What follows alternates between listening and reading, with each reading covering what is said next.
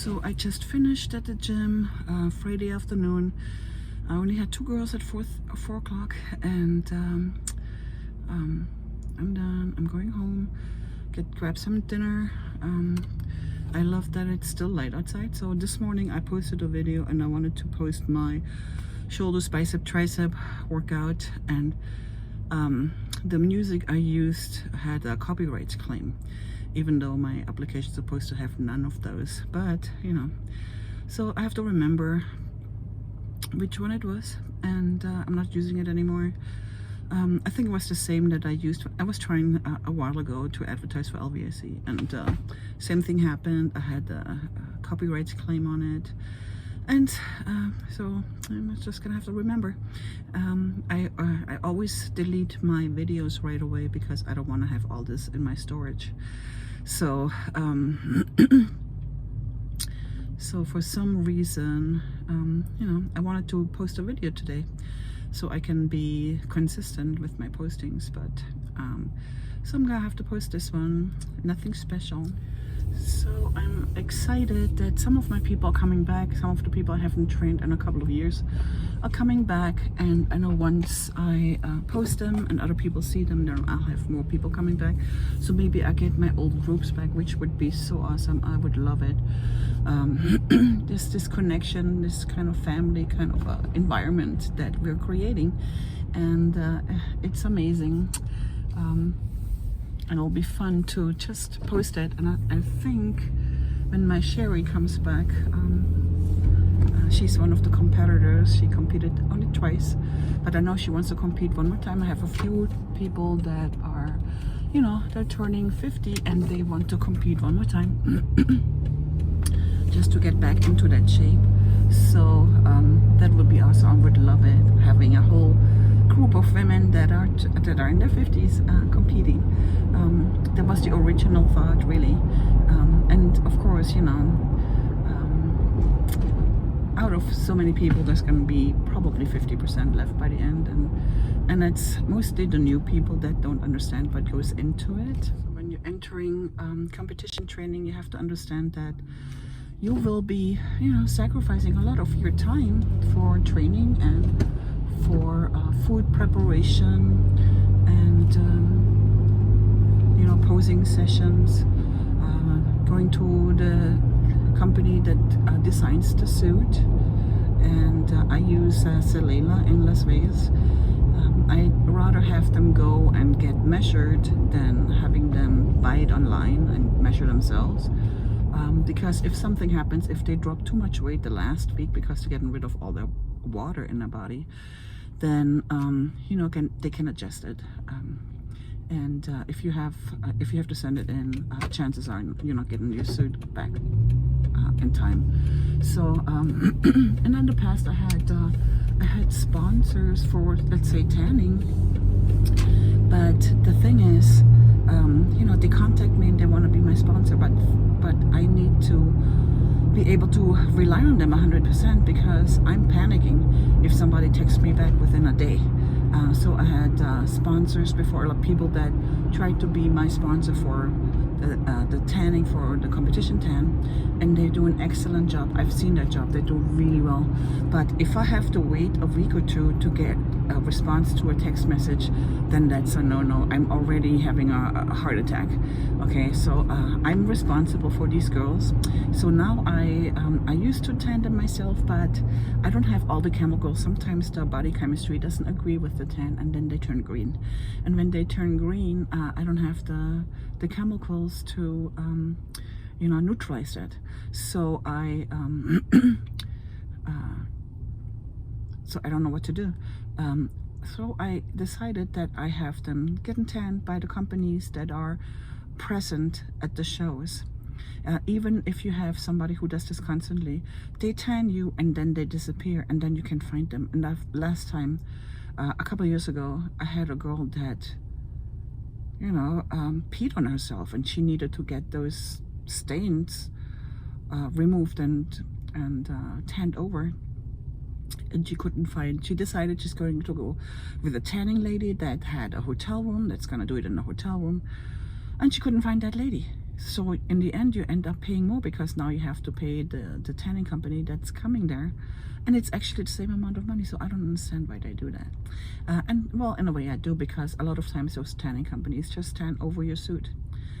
And that's not cool because they have rhinestones, and then you end up having to clean those rhinestones. So I'm always at the shows with my baby wipes, and you know, just in case they can't glaze them, I bring extra glaze so I can glaze them in gloves and all that stuff.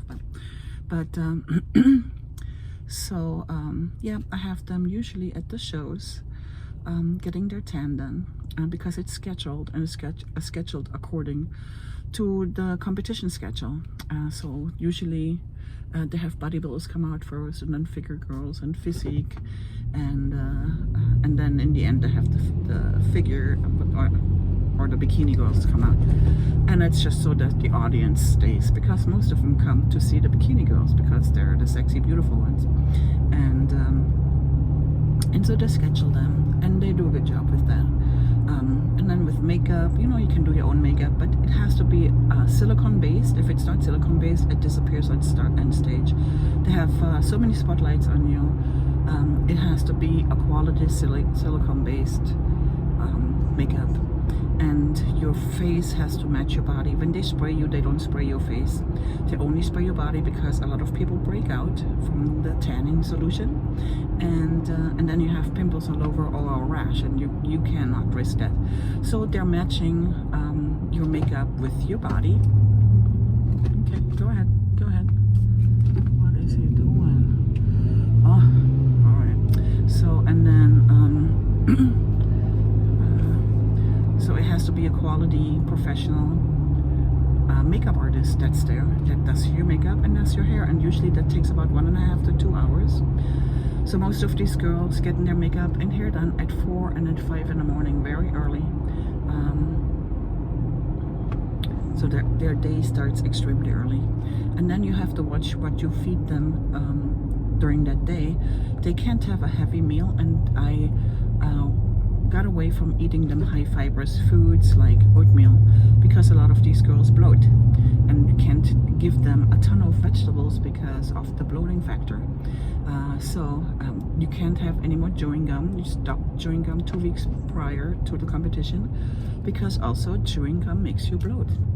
So there's a lot of things to consider, and it's all practice. Eventually you get used to all this, and it comes automatic. I have them bring a rope for backstage, because when they're having their tan on, their tan usually gets all smudged up if they have a sweatsuit, or some of these girls want to wear a tight dress because they want to show off their body. I'm like, no, you have to wear just a simple robe. See if you can stay naked under it until before you go on stage, and then you put on your suit. The same thing, you bring some flip-flops, bring some really comfortable shoes, so your house shoes, something that keeps your feet warm, and that are not swelling your feet, because backstage I prefer them laying down and having their feet up to get all the blood and the water out of their legs, so they can be nice and tight on stage. And and you put your shoes on right before, because they're made from plastic, and this plastic makes your feet sweat and swell. So you can't leave that on for too long. You just wear those shoes until you come off stage, and then go right away into your flip-flops or your warmer house shoes. And then of course, you know, they have jewelry. You don't wear anything around your neck. They want to take away from that neckline and the chest area. But you usually wear some nice earrings, yeah, some bling bling fashion jewelry. They're not expensive, but they look glamorous. So some fashion jewelry, some earrings, a nice one bracelet. If you do 2 bracelets on the other side, then do a thinner one, a smaller one, so you're not so overloaded. Usually 1 ring is okay, and that's pretty much it. The glaze is kind of the oil that the bodybuilder use, but glaze is not oily. It just makes you gives you a nice glimmer, a nice shine. And I used to use a body lotion with the girls that had some glimmer in it. It was really, really pretty. And What else? Yeah, you bring some reading materials. Some people bring their headphones and listen to music, but you have to be aware that you need to listen to the announcements backstage, and you have to have your schedule ready, and you have to pay attention, because some people actually miss their stage performance and then you're out. So you paid all that money for nothing. You dieted for 12, 16 or 20 weeks for nothing.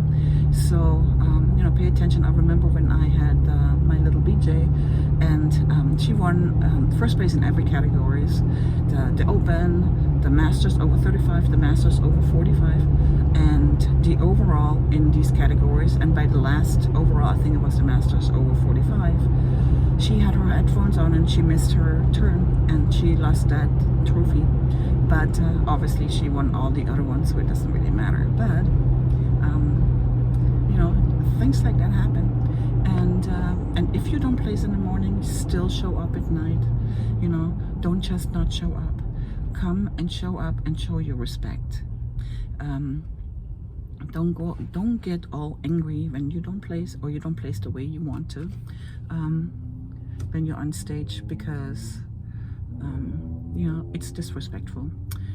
The one that wins the show is the one that has the best physique, the best symmetry, the best skin tone, the tightness, you know, the one that worked the hardest. And muscle maturity doesn't come, it comes over years. You know, people that are over 35 usually have better muscle maturity. They can get tighter, while the younger girls are super pretty, but they're a little bit more softer looking. They have a little bit more water under the skin. So on the diet, it's really interesting. When you the choices of carbohydrates would be, you know, oatmeal, brown rice, white rice, sweet potatoes, white potatoes, everything that's close as possible to natural state. I stay away from quinoa because it attracts more water to the body. It's really healthy, and if you are in the beginning stages of your competition, then competition diet, you can use quinoa.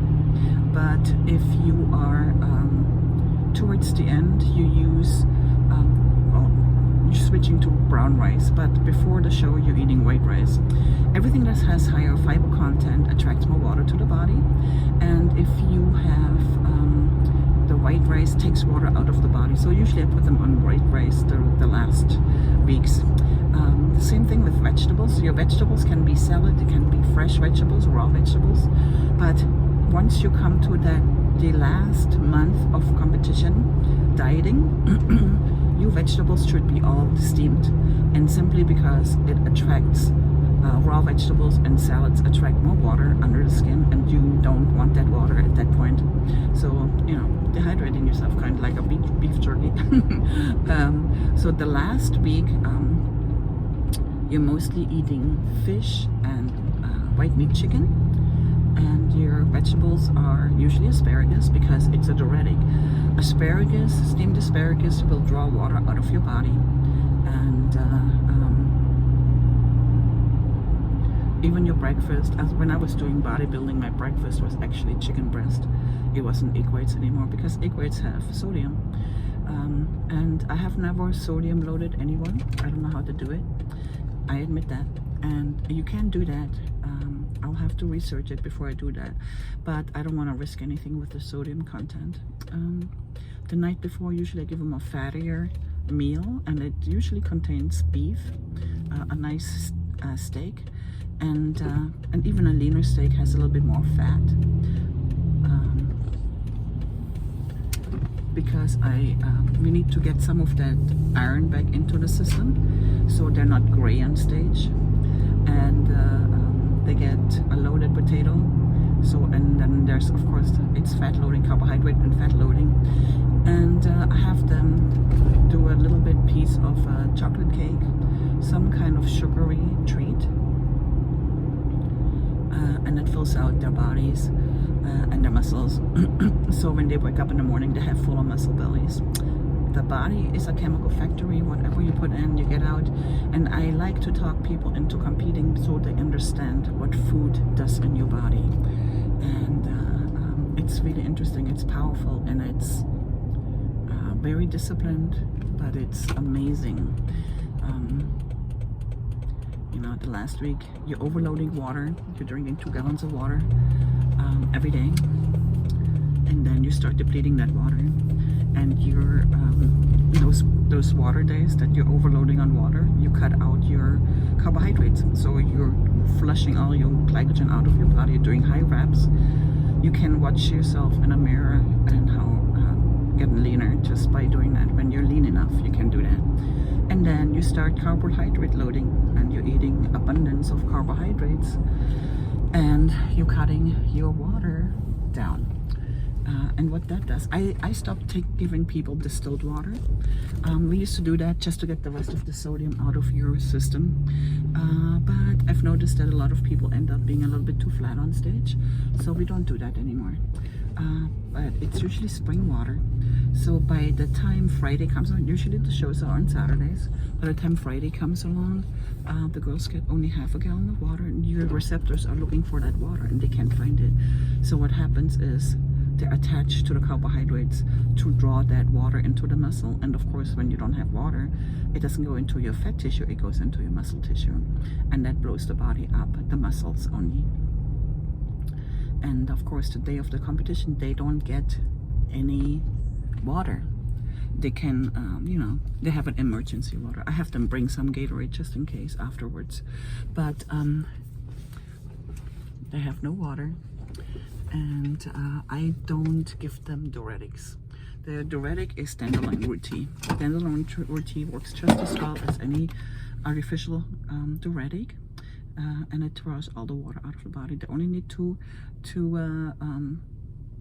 cups of dandelion root tea. That works just as good as Lasix. And that's pretty much it. So this was today's video. I'm so sorry that I couldn't post the original video. I'm gonna have to retake it, hopefully this weekend or maybe on Monday, and then I'll post it on Monday. I'll use different music, and so it doesn't have a copyrights claim. Thank you for listening. I'll talk to you soon. Bye.